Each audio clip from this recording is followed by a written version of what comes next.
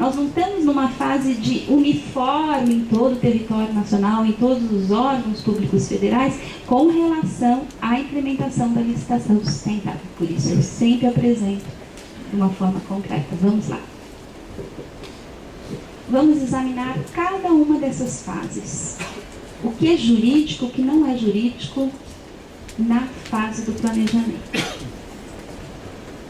A fase do planejamento de uma contratação, os senhores são mais especialistas nisso do que eu. É um ato de gestão pública. E o planejamento é o princípio fundamental da administração pública. O Decreto-Lei 200, de 67, que se aplica à administração pública federal, não fala de planejamento ambiental. Porque ele é de 67. A primeira Constituição que falou do direito ao meio ambiente sadio foi em 88. Anteriormente, as questões ambientais na Constituição estavam vinculadas a obras de infraestrutura, a outros aspectos. A primeira Constituição que falou o direito ao meio ambiente é um direito de todos, o Estado tem esse dever, é 88. Então, é compreensível que anteriormente não tem uma menção à gestão, que o planejamento considere também os impactos ambientais das suas atividades. Mas, hoje, pela Constituição Federal, pela 8666, pela Política Nacional de Mudança do Clima, que se aplica à administração pública, pela Política Nacional de Resíduos Sólidos, que se aplica à administração pública, o planejamento tem que considerar a vertente da sustentabilidade também.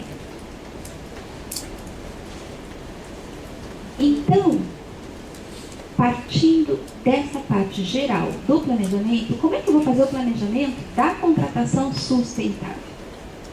Eu tenho alguns objetivos e alguns princípios. Eu tenho princípios e tenho objetivos. Isonomia, proposta mais vantajosa, promoção do desenvolvimento nacional sustentável. Primeiro aspecto. A licitação sustentável, a promoção do desenvolvimento nacional sustentável não é um princípio da licitação, é uma finalidade, é algo que eu quero atingir. Eu vou atingir com planejamento. Pode ser.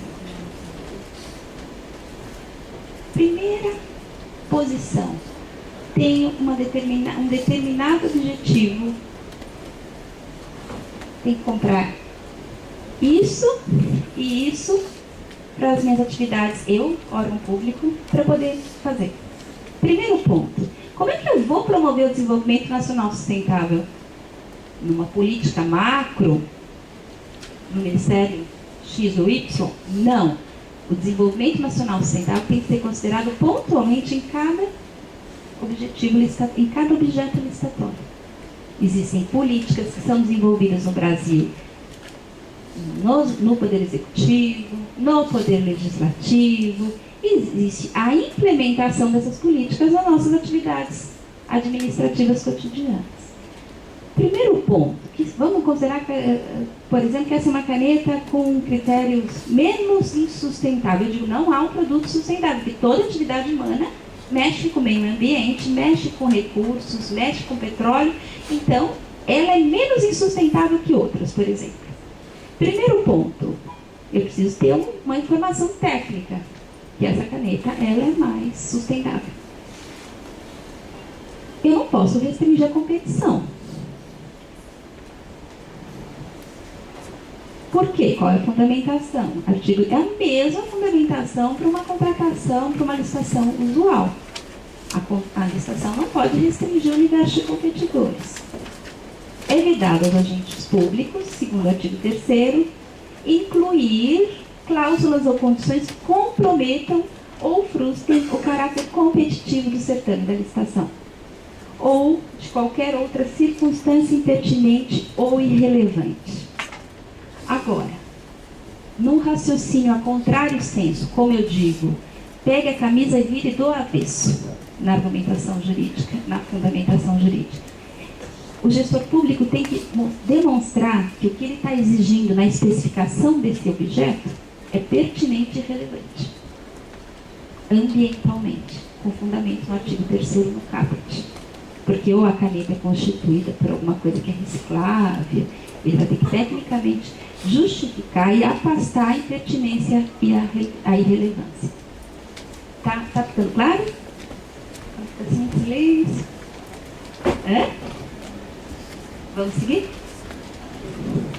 Identifiquei o produto menos insustentável. Vou verificar se há mercado. Pesquisa de mercado. Se não há mercado, tem um fornecedor único, aí está ilegal. Tem 2 fornecedores. Se tem mercado, na pesquisa eu verifico que tem mercado, tem que examinar o preço da contratação. E isso tem que ter o princípio da razoabilidade. É 40% mais caro. É uma decisão que o gestor público vai ter que assumir. Exato. Várias hipóteses. O que eu verifico na prática? E também tem várias questões técnicas que eu não vou entrar. Por exemplo, papel não clorado, papel reciclado. Eu não sei dizer para o senhor se é produto reciclável. Se minha formação é advogada. Tanto que eu tenho essas dificuldades, que eu, na hora, eu estou fazendo mestrado agora, eu fui fazer em ciência ambiental, porque eu falei, o direito não resolve tudo. Então, na hora de procurar o mestrado, eu estou indo para a área acadêmica da ciência ambiental, para entender um pouco mais essas questões que têm limitações. Nós temos no CATMAT o catálogo dos produtos sustentáveis. O Ministério do Planejamento chancelou o que é sustentável ou não, o tipo de papel que é sustentável ou não, a especificação desse papel. No catálogo de materiais do Ministério do Planejamento. Mas não é uma lista grande, tem um pouco mais de 500. Então, se aquele produto com aquela especificação técnica já está chancelado pelo Ministério do Planejamento que é sustentável, os técnicos, os setores específicos do Ministério do Planejamento fizeram o levantamento, isso ampara quem vai comprar. Agora, aí tem que considerar a questão do princípio da razoabilidade, o que eu verifico na prática. Nós temos aqui uma parceria com a Prefeitura de São Paulo em capacitações da AGU para os funcionários pregoeiros, pessoal de especificação da Prefeitura, já há alguns anos. E daí me apresentaram uma tabela com relação à compra de copo de papel. Foi uma decisão de uma secretaria lá, a Secretaria do Meio Ambiente.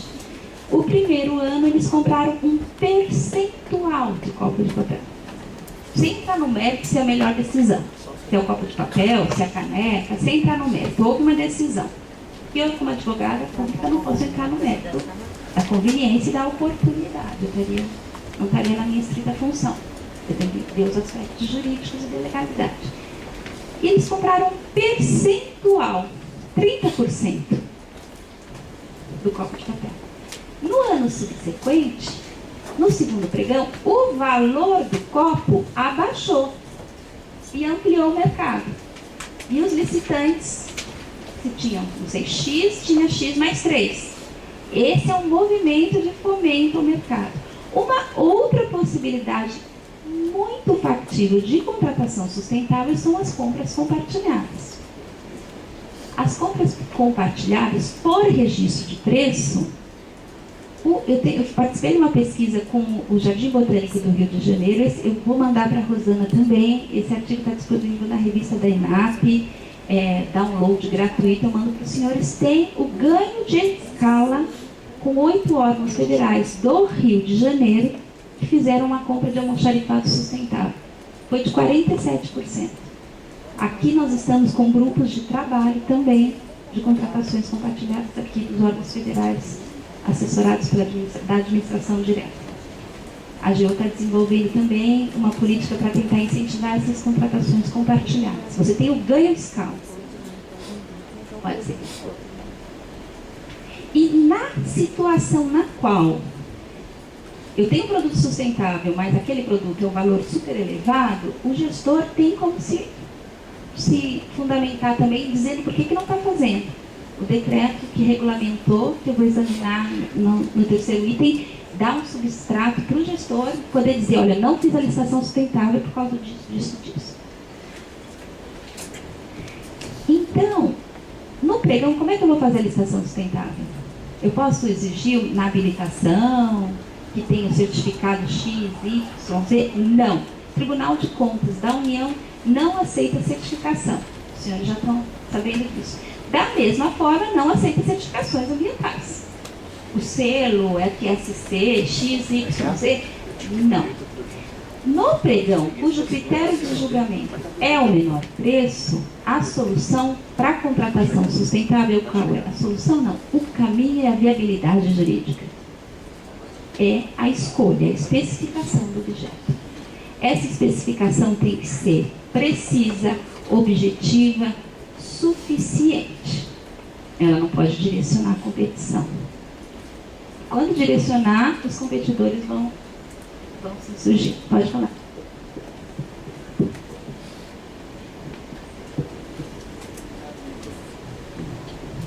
Aperta 2 vezes.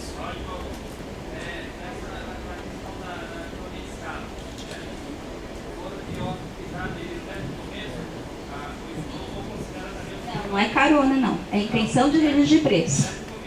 Intenção de registro de preço. Eles se reuniram, cada um levantou a sua... Não, a gente não incentiva o carona. Eles se reuniram previamente, montaram o edital, cada um viram as quantidades, inclusive repercutiu tão positivamente que elas já fizeram a segunda compra compartilhada lá, sustentável. E cada vez um dos órgãos, chama GES Pública, que é o Fórum de Gestores Públicos Federais do Estado do Rio de Janeiro, e cada vez um dos órgãos é o gerenciador. Então, você já previamente define as quantidades e eles conseguiram que determinadas especificações fossem inseridas no CAT-NAT, no catálogo do Ministério do Planejamento. Teve um efeito local de ganho de escala, mas eles tiveram um efeito nacional que é inserir aquela especificação sustentável num catálogo do Ministério do Planejamento. Então, no pregão, o segredo é a especificação, porque o menor preço é de acordo com a especificação. Agora, eu vou estar ferindo a isonomia. A competição na licitação, ela é absoluta? Eu posso pegar um pouquinho sua caneta? Se eu defino, o exemplo não é a caneta, porque é um exemplo mais complexo, né? Um objeto mais complexo. Se a administração define que a sua necessidade é essa caneta, não pode ser caneta. Ela está excluindo todos os fornecedores dessa caneta. A competição, a ampla competição, ela nunca é absoluta. Nunca foi. Isso eles vão ver na doutrina, estudando em direito administrativo. A partir do momento em que a administração fixa com impessoalidade, com imparcialidade, com ética, com probidade, qual é o seu o objeto da licitação, ela vai estar excluindo do rol de competidores todos aqueles que não vão atender à sua necessidade. Eu estou restringindo a competição de forma nenhuma, eu estou atendendo a minha necessidade. Então, com isso eu quero ressaltar que a competição nunca será absoluta. Porque se eu preciso do produto, da cadeira, com essa determinada especificação que tem aqui o parafuso para fixar, eu estou restringindo do universo de competidores todos os fornecedores de cadeira com rodinha. Porque elas não vão atender a minha necessidade no auditório. Eu não preciso de cadeiras móveis, preciso de cadeiras fixas. Pelo contrário, cadeiras móveis vai ser mais difícil para limpar. Então, qual será o segredo? Justificar, por isso que a caneta não é bom exemplo, porque tanto a caneta do colega como a minha vão atender a mesma finalidade, que é escrever. Agora, a cadeira, no momento da motivação, isso eu posso comprar por pregão. Isso tem usualmente no mercado. Eu vou ter que dizer, uma cadeira para uso em auditório, ela não pode ter não pode ser móvel, porque senão não vai ficar ordenado. Eu justifico, eu motivo. Agora, o licitante, o fornecedor de cadeiras com rodinhas, vai impugnar? Pode impugnar, mas vai ter procedência? Provavelmente não. Essa aqui tem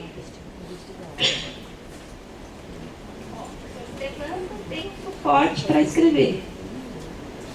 Os fornecedores de cadeiras, poltronas fixas como essa, mas sem esse suporte para escrever, vão estar fora do meu rol de fornecedores? Vão, por quê? Aqui é um auditório para aula. Eu preciso ter um suporte para que os alunos, os servidores, possam escrever. Então, o segredo no pregão, nos bens comuns, é a motivação. Eu sempre digo para o pessoal envolvido em contratação: contem a história, expliquem. Não esperem serem questionados posteriormente. Por que fez isso, por que fez aquilo? Daí vai contar a história no papel? Conta antes. Motiva. Motiva realmente, não a motivação genérica.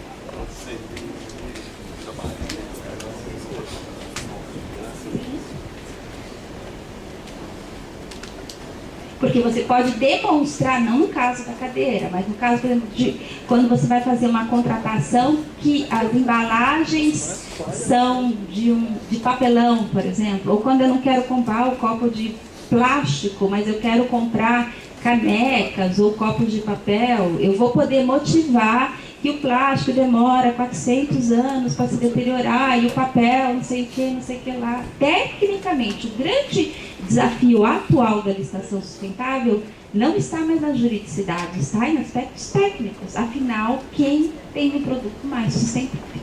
Na motivação técnica. Pode seguir. Então, pregão, menor preço, especificação do objeto. Pode seguir, que eu já falei essa parte, aí são os fundamentos. Então, a especificação tem que ser completa, como eu já adiantei, tanto para serviço como para aquisição. Justifico a opção, conto a história, motivo e ponho. O que tiver de normativo deve constar na motivação. Se tem alguma previsão na instrução normativa número 1 do Ministério do Planejamento, eu vou colocar. Se tem o artigo, é lógico que eu vou ter que colocar o artigo 3º, a Constituição. Isso está envolvendo uma mudança, eu percebo, da cultura de quem está envolvido em contratações, porque eles vão ter que motivar nessa fase, e subsequentemente também, administrativamente, a contratação. E a restrição? Pode por tudo.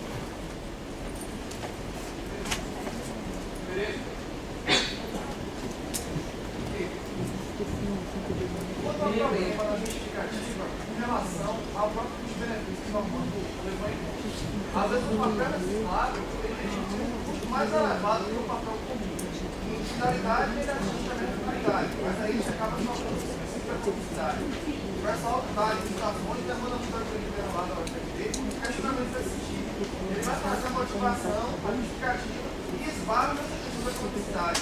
E aí fica meio que uma saia. Aí vai ter que ter uma opção, uma decisão. Tem mais duas perguntas, duas ou três, eu esqueci. Vai ter que ter uma decisão e ele vai motivar. E, por exemplo, se eventualmente a opção for pela economicidade, ele vai motivar que não está comprando sustentável. Vamos examinar isso também, porque o orçamento é tal e tal, e o valor é tanto por cento a mais. Ou se a opção for por um ato de gestão pelo reciclado ou outro produto sustentável, ele vai dizer: olha, essa aplicação promove o desenvolvimento nacional sustentável. O artigo que eu mencionei da Política Nacional de Resíduos Sólidos me diz que eu tenho que dar prioridade para produtos reciclados e recicláveis. Está motivando também ali. Mas isso é porque vai ter que sair do automático. Fazer termo de referência vai sair do automático. Sim.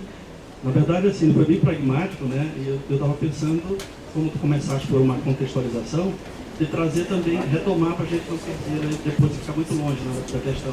Mas essa contextualização, a gente vê, por exemplo, que a não adesão, ou a dificuldade de adesão dos países, né, no plano internacional, a gente vai ver três grupos: os países muito pobres, os países que estão em desenvolvimento e os países materialmente resolvidos.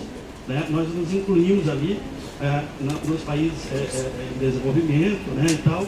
Então aí a gente pega o BRIC e a reação toda do bloco, né, contra algumas ações. Por razões óbvias, os mais pobres, eles não discutem muito essa temática. E por razões óbvias, os materialmente resolvidos, facilmente, não teriam esse problema de adequar uma licitação para as compras sustentáveis. Né? E nós estamos no meio. Então, por isso é que eu penso que a pergunta dele é pertinente, as outras também, porque a gente está construindo esse caminho, que é um caminho jurídico, né? Um caminho doutrinário e um caminho que tem que ser político também da gestão. né? Porque a gente está nesse foco, né? De não ser materialmente resolvido, mas que está se aproximando, está tangenciando a questão ambiental. Então, essa opção pelo pregão, pela licitação, pelo modelo que vai ser adotado, ela vem com esse indicador, né?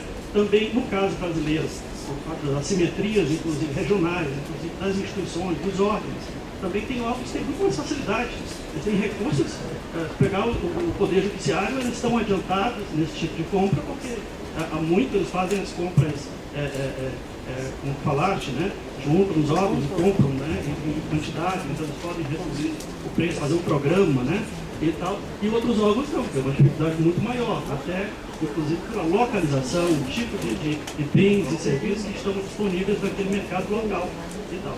Então eu acho que é isso, a tônica parece que é essa, né? Eu acho que a compra compartilhada já é uma posição de tentar encontrar um ponto de equilíbrio entre essa dificuldade do Brasil de resolver materialmente essa questão do desenvolvimento. Eu concordo totalmente. Eu digo, a licitação sustentável é um avanço gradativo e com segurança jurídica. Eu sou extremamente cautelosa no meu posicionamento jurídico. Eu acho que é possível, é melhor um avanço médio pela sustentabilidade do que um avanço mais radical que vai parar a licitação, que vai impugnar o edital, que vai ter uma série, e daí não se faz mais licitação sustentável nenhuma. E o nosso papel na consultoria jurídica é fornecer, dar para o servidor o instrumental jurídico para ele poder fazer aquilo, acompanhando o que o TCU está falando, o que pode ser impugnado em juízo, o que não, vendo as representações, para ele fazer com tranquilidade jurídica, com segurança, e quando não for possível ele fazer, o que deve constar no processo também, para ele não ser questionado por que ele não fez. Porque já tem caso, já teve uma situação no TCU de clipping do IBAMA, não sei se os senhores acompanharam, que era clipping impresso, clipping da notícia do dia. E uma empresa impugnou, apresentou o questionamento no Tribunal de Contas da União, falou: por que o IBAMA não está fazendo o clipping virtual? Está gastando papel. Então é possível também. Então, qual que é o papel da consultoria jurídica? Apresentar segurança jurídica também quando não é possível fazer. E nesse caso o IBAMA explicou: olha, tem também o clipping virtual, mas eu estou pedindo uma quantidade diária só para o alto escalão, que são 12, que vão ler em trânsito, que estão entre uma reunião e outra. E o Tribunal de Contas da União falou: ok, está justificado. Esse papel da segurança jurídica aqui. E sem falar que os produtos sustentáveis têm um avanço na sustentabilidade, cada vez vão surgindo mais produtos sustentáveis.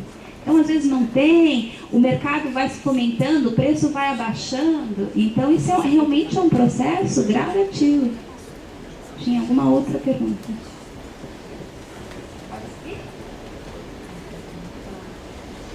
Então, com relação à restrição à competição, demonstrar a pertinência e a relevância, a especificação do objeto tem que ser clara e simplesmente necessária, exauriente, mas não excessiva, que restrinja ou direcione, a justificativa e pensar sempre no critério objetivo de julgamento. Eu, como não posso entrar na minha subjetividade pessoal, de que eu gosto de fazer yoga, ou eu sou naturalista e não sei o quê, e eu vou só levar a minha subjetividade da minha vida particular para a administração pública e contrato. É a mesma regra, objetividade. Vamos seguir. Primeira fase é a questão do planejamento. Ficou claro? A segunda fase é a elaboração das minutas. Escolhi o bem, ou escolhi o serviço que eu vou contratar, ou vou fazer uma obra, um serviço de engenharia. Eu vou ter que verificar se tem normatização ambiental sobre aquele bem. Nós temos uma série de resoluções, portarias, órgãos federais, que eu mencionei, resoluções do CONAMA, coisas da Anvisa, que especificam e dão cautelas e diretrizes ambientais para determinados produtos. Nesse sentido, eu apresento para os senhores aqui o site. O órgão que eu trabalho, que é a Consultoria Jurídica da União de São Paulo, elaborou um guia prático de licitações sustentáveis. Não sei se alguém já teve a possibilidade de consultar. Ele está disponível gratuitamente na internet. Esse guia prático, ele apresenta os principais objetos contratuais de serviços e mesmo aquisições com as normas ambientais que são aplicáveis. E, a partir, nós temos mais ou menos uns 60 editais, entre minutas de edital, termo de referência, contrato. Nós temos mais ou menos umas 60 minutas, que são disponíveis também para os órgãos que assessoramos aqui em São Paulo. E, com base nos nossos modelos padronizados, o guia tem tabelas que diz aonde eu vou exigir aquela exigência. Perdão, aonde eu vou inserir no edital aquela exigência. A questão do óleo lubrificante. Em que momento? Eu vou pôr isso no termo de referência, como obrigação do contratado.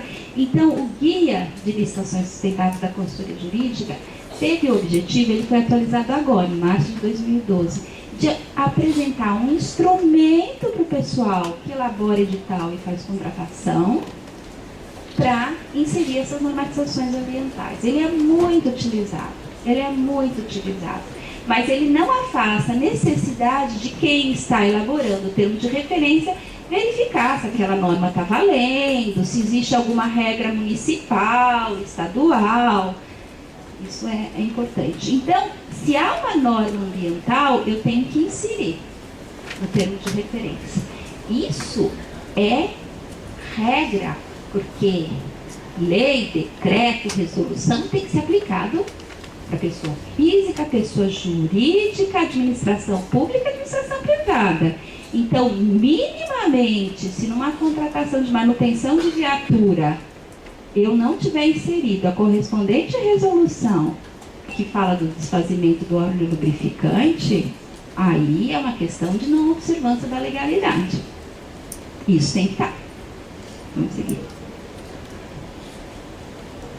Na fase de execução contratual, é a fase mais difícil. Nós já vimos planejamento, observância da legislação. Por que é difícil? Porque ela envolve aspectos ambientais e sociais da sustentabilidade. São os nossos contratos de terceirização. Sustentabilidade tem aspecto ambiental, aspecto econômico e aspecto social. Direitos sociais, recolhimento, fundo de garantia, contratos de terceirização. E é muito difícil essa fiscalização. Por quê? Na prática? Porque geralmente o fiscal do contrato acumula muitas outras obrigações, muitas outras responsabilidades.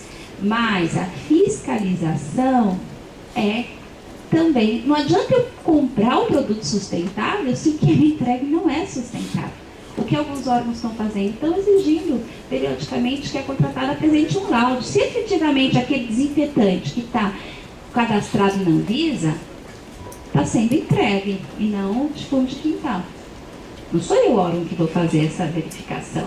Eu peço, às vezes, um laudo, estou tendo algumas soluções de órgãos nesse sentido, e não teve nenhum questionamento de contratado. Fiscalização contratual, mão de obra dos bens e também uso racional e sem desperdício. Não adianta eu comprar o papel XYZ que é sustentável, que eu vou imprimir leis, eu vou imprimir desnecessariamente, o meu uso não é racional. Isso se relaciona com gestão pública. Pode seguir.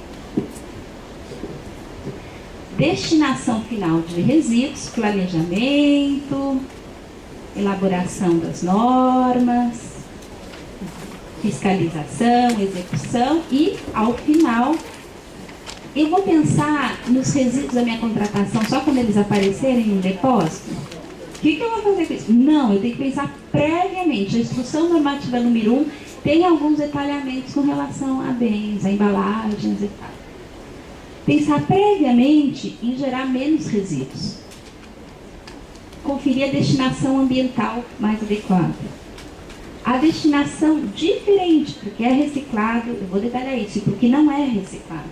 Reciclável Administração Pública Federal, cooperativa, decreto de 2006.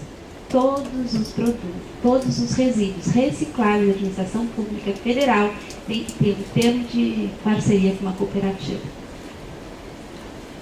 Posso mandar para a coleta seletiva comum? Não. Eu já vi questionamento do Ministério Público Federal para alguns órgãos federais aqui de São Paulo perguntando se está implantando a coleta seletiva solidária do decreto presidencial.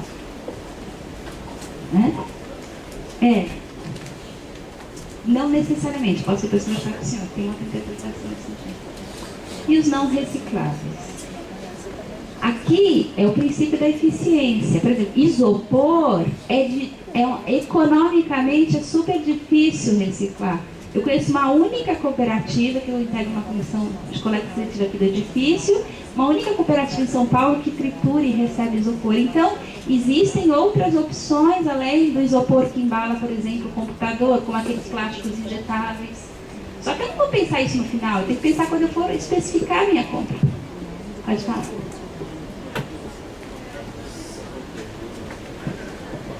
A questão da cooperativa. Você pode simplesmente dar para a cooperativa esse material reciclado ou você tem que vender esse material para a cooperativa? Eu vou responder brevemente para seguir nosso curso. Estou à disposição também para uma segunda fala, se vocês quiserem que eu abordar especificamente essa questão, que é um tema que eu trabalho e capacito nesse sentido. E vou remeter a senhora para dois. No nosso site, na Consultoria Jurídica da União, nós temos um link Coleta Seletiva Solidária. Lá nós temos um manual, eu elaborei um manual de implantação com todos os passos para seguir o decreto 5.940, o passo a passo para implementar, e tem um modelo de edital de habilitação, porque não é uma licitação. Eu não vou escolher a cooperativa que tenha melhor... É como se fosse um credenciamento de todos, assim, como se fosse aquela questão de serviços de saúde. É um credenciamento de todos, vamos, entre aspas, colocar isso. Eu não vendo. Eu separo e a cooperativa recebe. Mas eu tenho toda uma especificidade do decreto, a gente pode conversar e tem e é uma dúvida muito recorrente, então por isso que a gente sempre pensa, documentar, criar manuais para esse que vai lançar agora, para ter um instrumental que possa ser trabalhado. Acho que acabou, vamos ver. Então, em síntese, uma contextualização de uma licitação sustentável, ela implica também em repensar o consumo estatal. É comprar menos também, é utilizar meios eletrônicos de comunicação. Eu vou estar gerando menos resíduos. Isso tem a ver com o quê? Com planejamento, com gestão pública. Substituição por tramitação eletrônica, substituição da fonte, que é a fonte ecológica, que gasta menos tôner, impressão frente e verso. Aqui na Advocacia Geral da União, todos os pareceres têm que utilizar uma fonte ecológica por determinação do consultor geral da União e tem que ser frente e verso. A menos que o meu instrumental, a minha impressora, não possibilite isso. Copo descartável, embalagens, pode seguir. O exemplo do serviço de viaturas, olha, aqui que eu mencionei para o senhor, manutenção, tem resolução do CONAMA, a atenção para sempre verificar que essas resoluções elas estão alterando, tem que estar com a resolução mais atual, tem que estar no site do CONAMA, pode seguir. Lâmpadas fluorescentes, na destinação ambiental dos resíduos. Na Política Nacional de Resíduos Sólidos está especificado que esses bens vão ter o que se denomina de logística reversa. Essa logística reversa, ela é muito difícil de implementação. Com exceção de pilha, bateria, pneu e óleo lubrificante, é mais fácil, porque já tinha pilha e bateria, óleo lubrificante, já tinha a resolução do CONAMA, então o mercado já estava adaptado para isso. Agora, eletroeletrônico e lâmpada fluorescente é realmente difícil, em função de importações, muitas das lâmpadas são importadas, como é que nós vamos rastrear, devolver para o fornecedor, que vai devolver para o fabricante, né? Atualmente, nós não estamos com esses acordos setoriais definidos, ou seja, isso é o Ministério do Meio Ambiente sentar com o mercado, com as empresas e, pela consensualidade, ver como é que vai fazer esses acordos para implementar a logística. Não adianta baixar uma norma e ela não ser viável. Por enquanto, o que eu vou fazer com as lâmpadas fluorescentes que estão no meu órgão? Eu vou contratar, é o que nós fazemos. Eu vou contratar a responsabilidade atual pela destinação ambiental adequada dessas lâmpadas fluorescentes até a implementação da logística reversa pelo Ministério do Meio Ambiente, é do órgão público. Nós temos um contrato com uma empresa que vem e faz a descontaminação das nossas lâmpadas. Por quê? Porque a responsabilidade ambiental ela é objetiva. Então, eu não posso guardar as lâmpadas em salas, em quartinhos. A responsabilidade, porque ela tem vapor de mercúrio, tem uma série de questões. A responsabilidade, então, tem que fazer, ou por dispensa, ou seja lá qual for, pelo valor, ou uma contratação para a destinação dessa lâmpada. Pode seguir. O Estado polui. Então, o Estado vai ter que se responsabilizar pelo que ele polui. Recicláveis, o decreto que eu mencionei, programa propagador, aqui a menção da legislação, é isso. Quando você pensa na licitação sustentável, numa perspectiva do ciclo de vida, você tem uma visão integrada de todo o processo de uma contratação pública.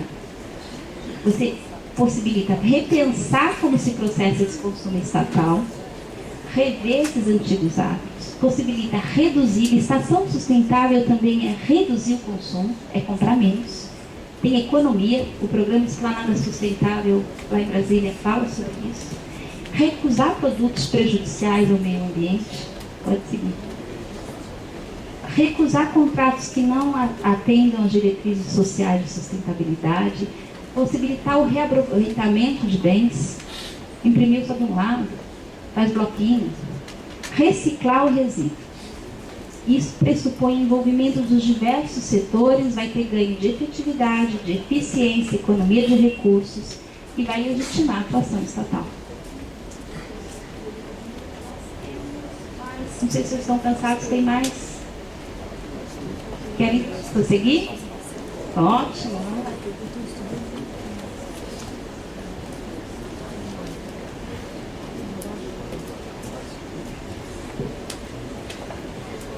O decreto 7.746 de 2012 regulamentou o artigo 3º da Lei de Licitações. E ele estabeleceu critérios, práticas e diretrizes gerais para a promoção do desenvolvimento nacional sustentável. Então, o artigo 3º da Lei de Licitações me dizia o que eu tinha que fazer. Aqui me diz como eu vou fazer. Ele se aplica a toda a administração pública federal direta, autárquica e fundacional. Empresas estatais, pode virar. Indireta. O artigo 2º está com um grifo aí no verbo poderão. Atendendo a pergunta do colega, em que medida? Quando eu tenho uma situação na qual, pela economicidade que vai ser violada, ou pelo menos não tem um produto sustentável não existe aquele produto sustentável. O que nós recomendamos é que os servidores públicos justifiquem com fundamento no artigo 2º do decreto que não é factível a licitação. Ou se eu fizer a licitação sustentável, eu vou estar quebrando meu caixa, o caixa do órgão público. Então, esse poderão do artigo 2º, ele dá respaldo da segurança jurídica nos casos em que a licitação sustentável não é viável. Então, a gente tem indicado muito nos pareceres. Digam por que não está fazendo com fundamento aqui. Expliquem.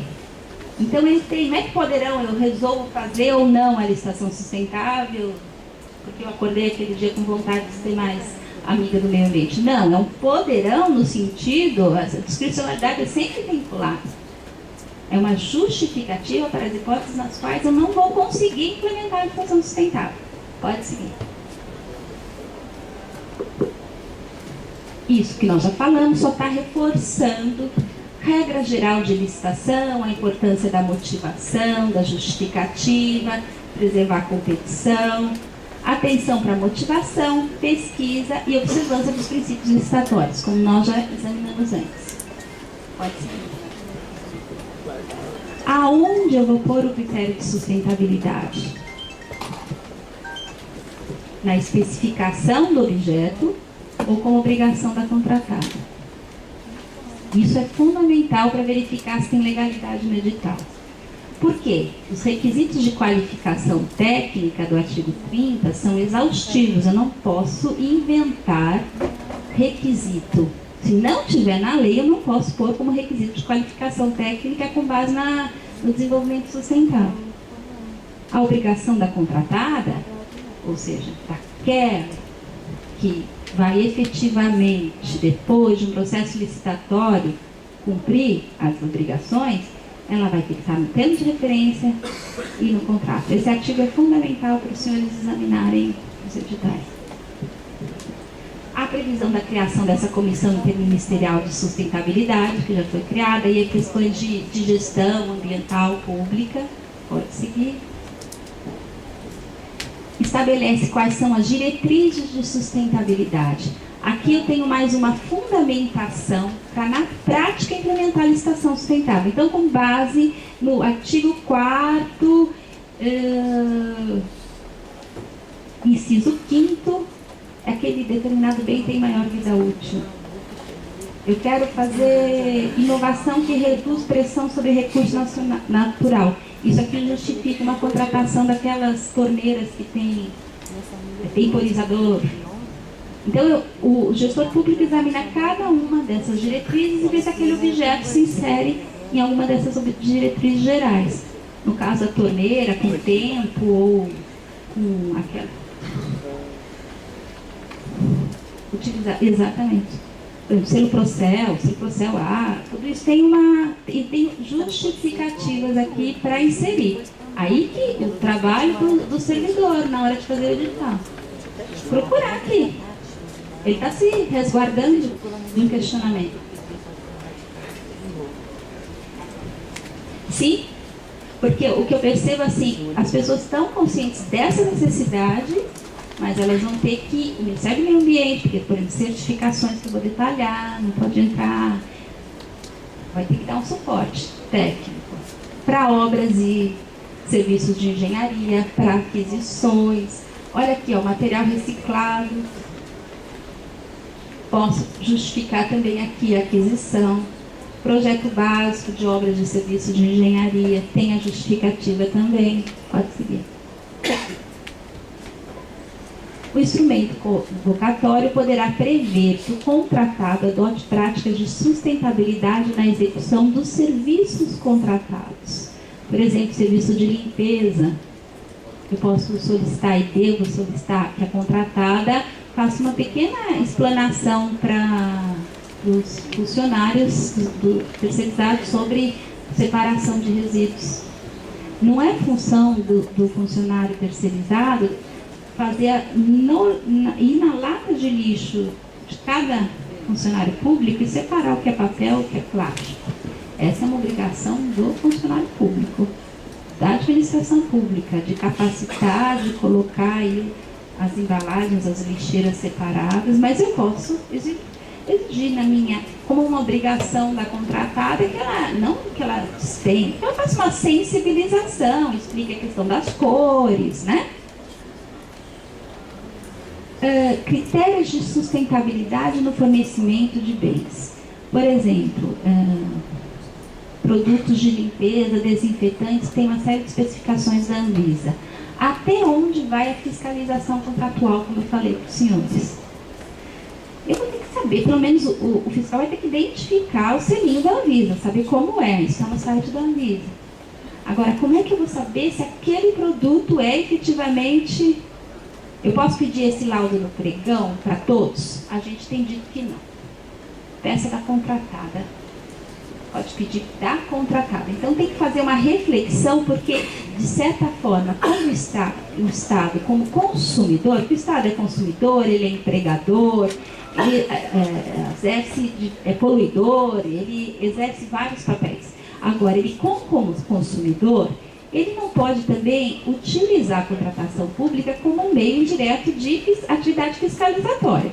Quem vai fiscalizar são os órgãos competentes, é o IBAMA, quem vai autuar. Então, existe um limite na atuação do fiscal do contrato. É o que a gente diz, tem que ter essa, como a gente sempre fala, né? A atividade administrativa não pode ser meio indireto para a cobrança de tributos, que está até simulado da mesma maneira. A licitação sustentável não pode entrar demais, eu não posso chegar lá na empresa e verificar como é que é o horário de descanso do servidor, do funcionário que está fazendo aquele produto que eu comprei. Tem um limite. Rafael. Tereza, a gente teve um problema técnico lá muito sério em relação à licitação de obras, porque foi colocado no edital uma resolução do IBAMA e envolvia certificação. E é bom que você fale sobre essa questão de extrapolar, porque gerou uma série de problemas com licitantes em ter tentativa de impugnar edital, dúvidas com o atual lançamento do edital, por uma concepção dos licitantes, acredito eu, de que só se pode cobrar aquilo que está no 8666. E aí, um slide anterior, você falou sobre aquela questão de não extrapolar o critério de qualificação técnica. E às vezes, quem está lá na ponta, formalizando esse edital, elaborando esse edital, tem uma dificuldade grande em atender o critério de sustentabilidade e não extrapolar o que está no 8666, que claramente só é muito, como você colocou no início, muito superficial em relação a esse critério edital. Então o problema foi grande, foi uma resolução do IBAMA. Mas qual era Eu não me recordo aqui exatamente qual foi a resolução. Nós temos uma que está dando muito problema em licitações, que é o cadastro técnico federal. Por quê? Nem todas as empresas têm cadastro técnico federal. Se eu não me engano, é isso. A natureza é de certificação. Tem que ter o cadastro.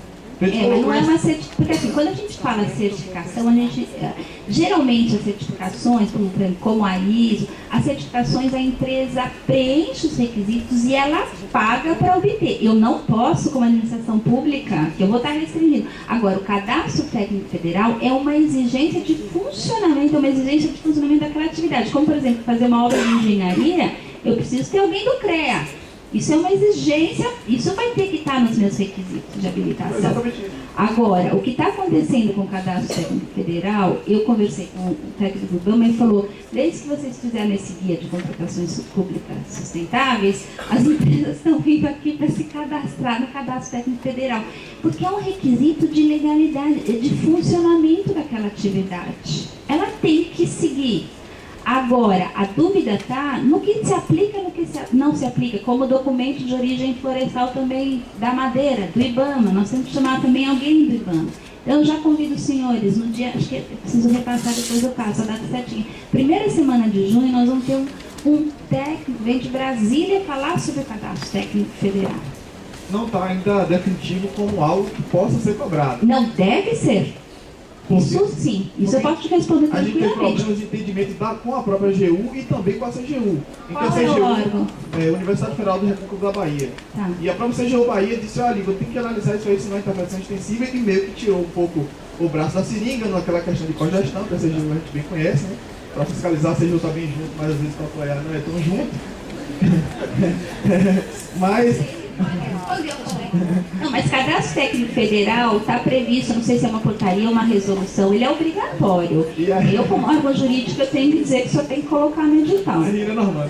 E aí depois a própria AGU, ela como tinha feito o parecer prévio da licitação, disse que não tinha nenhum caráter extrapolante àquela exigência. Mas desde que era grande, paralisou o processo e com uma confusão. Mas o processo seguiu e no final os licitantes acabaram, acho que até por interesse do mercado, acatando e o processo seguiu. Porque como é que eu vou relativizar uma exigência? Porque o IBAMA, a Anvisa, eles têm competência. Não sei se o senhor concorda. Tem competência. Como é que eu vou, eventualmente, olha, eu não posso cumprir a questão do óleo lubrificante, eu não tenho como dar destinação, então não venda para o governo. Eu não posso, eu como poder público, relativizar a incidência de uma norma que é geral e abstrata.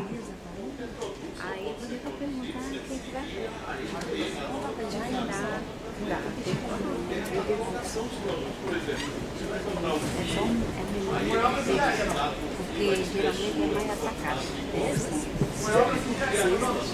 Sexta-feira.